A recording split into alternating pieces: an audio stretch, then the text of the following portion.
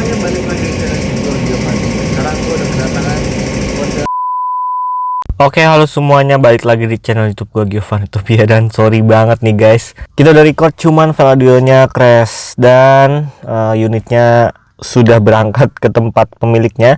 Jadi untuk video kali ini mungkin di agak voice over aja kali ya. Dan semoga videonya jelas. Jangan lupa subscribe dan juga tekan tombol loncengnya, nyalakan notifikasinya jika kalian belum. Kita langsung aja bahas Vario 125 New ini. Desainnya seperti apa dan menurut gua first look impresi gua tuh tentang motor ini bagaimana, simak terus sampai habis. Oke, mulai bagian depan. Di depan headlampnya kita lihat masih pakai lampu yang sama persis menggunakan full LED serta DRL yang futuristis dan garang seperti yang sebelumnya. Namun ada ubahan sedikit di bagian dasinya atau yang dekat plat nomor ini ya, seperti berikut ini. Untuk spakbornya juga kita lihat agak sedikit berbeda, kayaknya lebih gemuk sekarang ya. Terus untuk bagian atas headlamp atau batok palanya ya, yang kita lihat di sini visornya terlihat lebih besar dan menggemuk. Membuat gue lebih suka sih karena lebih proporsional daripada yang sebelumnya itu rasanya kurus dan kecil. Jadi yang visor sekarang tuh rasanya lebih proper sama motornya. Oke, kita turun sedikit ke bawah. Untuk bagian shockbreaker kita lihat travelnya panjang banget. Ini empuk sih, anti bottoming sih harusnya. Dan dengan velg ini sekarang baru menggunakan milik Vario 150 yang sudah discontinue. Dan banyak sekarang naik menjadi 90/80 di depan, ring 14 lebih lebar dengan palang yang berbeda serta menggunakan ban dari IR seri Born yang desainnya ini sangat sporty dan agresif. Bagian rem menggunakan Tokiko dengan disc brake waving, remnya 1 kaliper, karakternya sangat lembut, nyaman dan gak bikin jari pegel. Mantap. Geser ke bagian speedometer ya, fitur MID-nya sama persis namun membuat yang berbeda itu adalah tampilan detail keseluruhan stangnya. Dengan di atas speedometer membuat visornya lebih besar, terus samping-sampingnya juga lekukannya lebih beda ya. Pokoknya ada desain-desain yang detail yang dibedakan sehingga terlihat lebih proper menurut gua dan gak kurus-kurus amat kayak sebelumnya. Nah, sekarang kita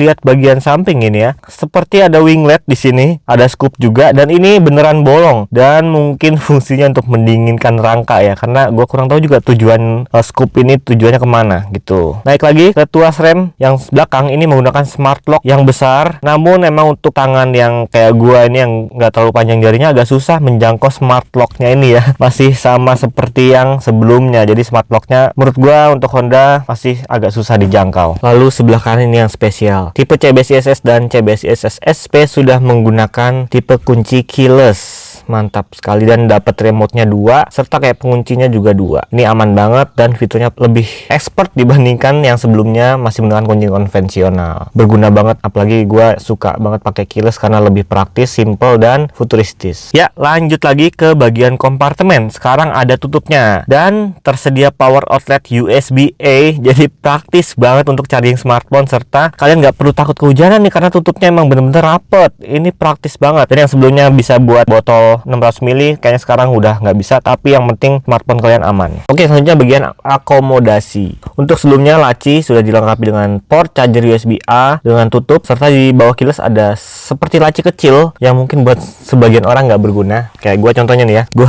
mungkin nggak akan pakai ini tempat nih. Gue juga bingung buat nyimpen apa, soalnya nanggung gitu tempatnya. Oke, tapi untuk bagian bagasi tersedia 18 liter, dimana ini sudah sangat cukup buat helm. Mungkin yang full face nggak semua masuk, terus jas hujan, botol minum. Dan kalau misal kalian bawa tas besar nggak muat di bagasi, bisa taruh di dek depan, ada gantungannya juga. Nice banget nih Vario. Dan untuk tangki bahan bakar, dia kapasitasnya masih sama juga 5,5 liter yang sudah sangat cukup untuk 125 cc nya ini. Untuk tipe SP ini ya, CBCSS SP, ini kita lihat sekilas behelnya dan velgnya itu memakai warna seperti bronze coklat dan bodinya itu ada yang biru doff seperti ini dan juga ada tipe yang putih dicampur dengan bronze juga dan mungkin ada warna lainnya ya, mungkin gue juga belum mengecek lagi. Serta untuk bagian samping bodinya ini sedikit menjadi lebih besar, lebih proper, jadi kelihatan sporty ya. Banyak lebar, bodinya juga diubah lebih garang nih. Gue suka banget sama ubahannya. Tidak terlalu terlihat memang kalau secara lihat sekilas gitu ya, tapi kalau diperhatikan ini beda. Oke, selanjutnya bagian shockbreaker kita lihat sekilas masih sama, partnya juga tetap monoshock juga di bagian samping, armnya segala macam masih sama dan mesinnya juga menggunakan ISP biasa, bukan ISP Plus dengan liquid cool 1 124,8 cc atau dibulatkan menjadi 125